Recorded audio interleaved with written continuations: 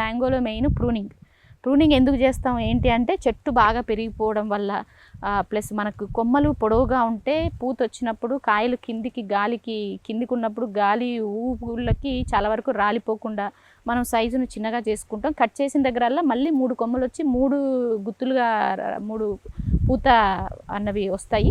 దానికి మళ్ళీ కాయలు బాగా రావడానికి మళ్ళీ తర్వాత మెయిన్గా మనం చేసుకునేది ఆ చెట్లకి సన్లైట్ పడడానికి.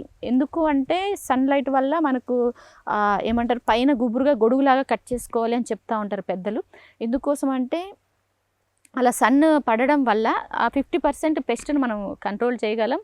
ప్లస్ మళ్ళీ బర్డ్స్ వచ్చి కొమ్మ మీద చెట్టు మీద వాలేటట్టు దానికి మనం వెంటిలేషన్ వచ్చేటట్టు అలా కట్ చేసుకోవడం వల్ల ఆ పిట్టలు వచ్చి వాలినప్పుడు ఉన్న పురుగుల్ని పెస్ట్ని న్యాచురల్గా కంట్రోల్ చేసుకోగలం. మళ్ళీ సన్లైట్ అంతటా మొత్తంగాను బాగా పడితే మనకు చాలా వరకు దోమ, తేనెబంక ఇవన్నీ కూడా బాగా కంట్రోల్ అవుతాయి. సో ఇన్ని విధాల కోసం మనం చెట్టును ప్రూనింగ్ చేసుకుంటాం.